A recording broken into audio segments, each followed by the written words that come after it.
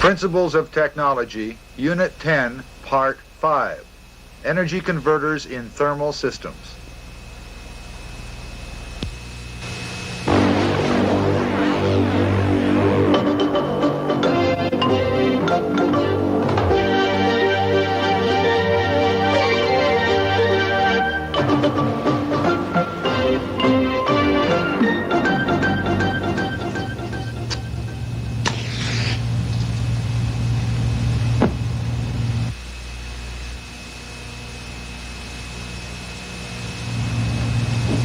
Back in the 1800s, during the era of steam, and before the invention of gasoline, an engine appeared briefly that was hoped to replace the steam engine, but it never quite did. It was called the Stirling cycle engine, and it appeared actually before the internal combustion engine. It's a remarkably simple device. First of all, it's external combustion, which means that the fuel is on the outside of the cylinder instead of on the inside. That means that you can use anything to run it. In this case, I'm using sterno. You could use coal, wood, or virtually anything that burns.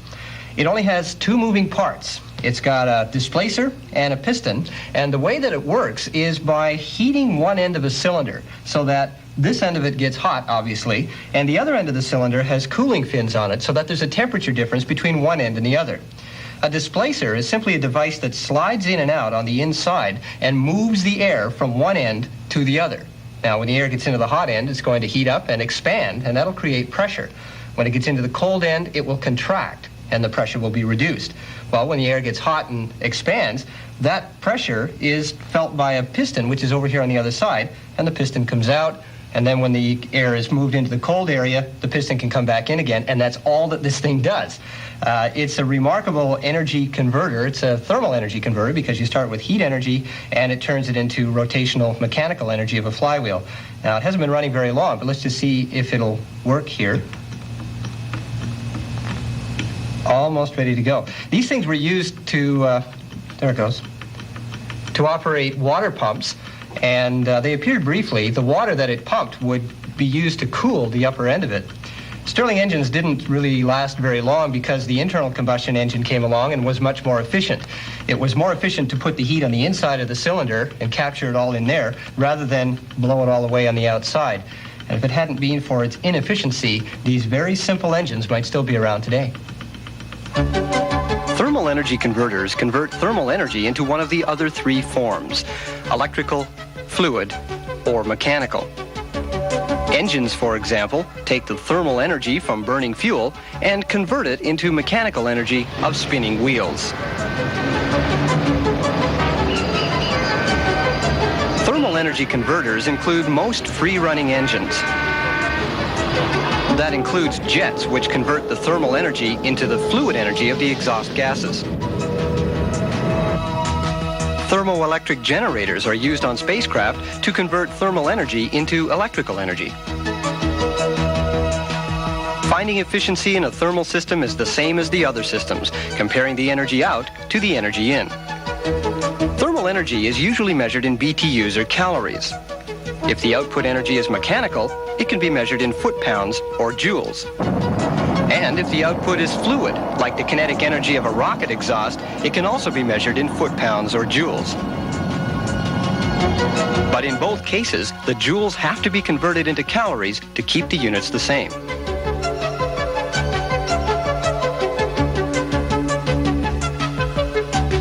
The same kind of unit conversion is needed if the output is electrical. This spacecraft, by the way, is called Voyager. It has a specialized energy converter, circled here, called a radioisotope thermoelectric generator. It's used on deep space probes that are too far away from the sun to use solar cells. The generator starts with the heat from a radioactive source. The heat is used to vaporize mercury, which flows through a heat exchanger to a working fluid that spins a turbine generator to produce electricity. All this is happening inside a space not much bigger than a coffee can.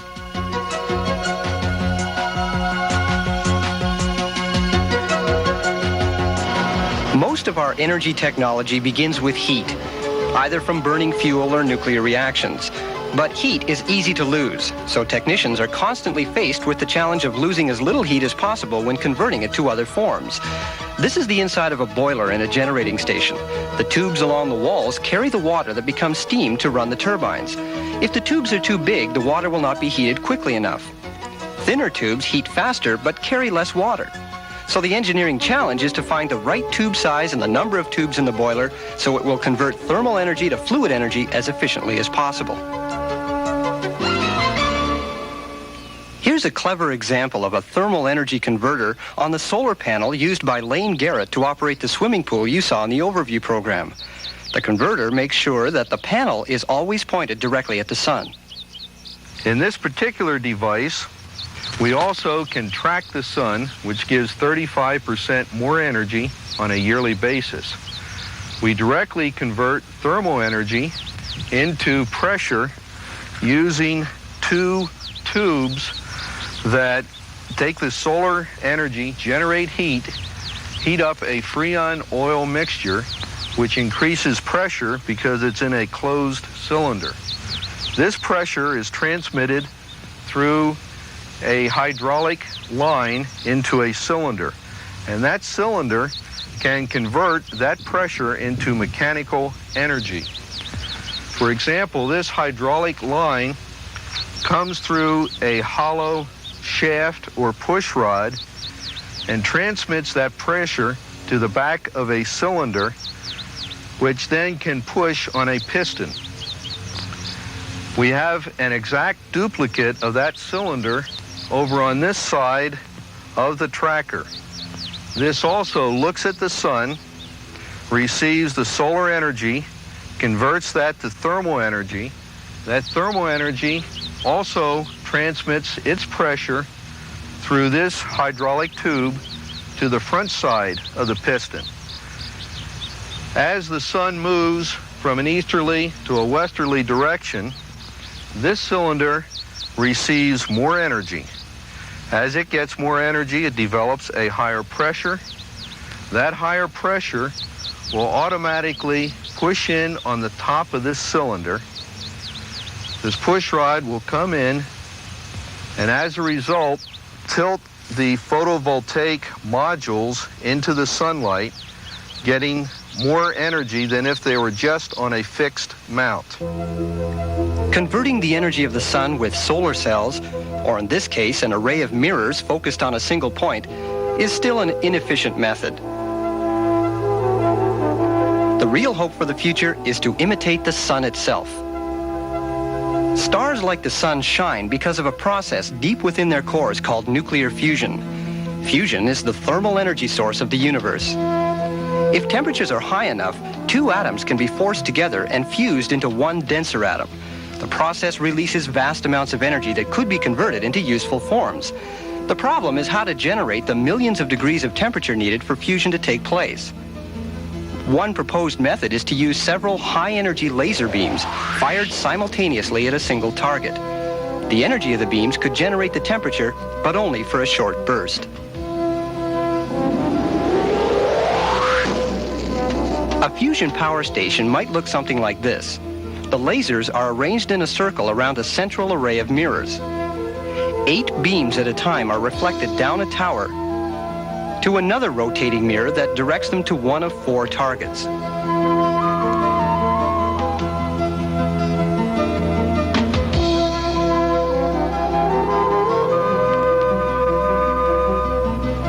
The heat from the fusion reactions is then converted through traditional methods into electricity.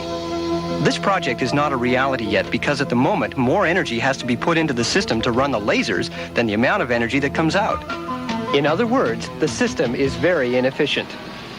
But the effort continues because fusion is clean energy. There are no radioactive wastes, and it's hoped that fusion will become the clean energy source for the future. Hopefully, it will be more successful than some of our earlier attempts to develop thermal systems. With a little help from everything but gravity, Cohen gets his remarkable flying machine underway at terrific speed. That is, it'll get up speed if the assistant rocket engineer will only hurry up and put a match to the power plant. Oh, There goes another dream up in smoke. The idea wasn't so hot, but Cohen's burning up. What he should have next time is a pair of asbestos pants.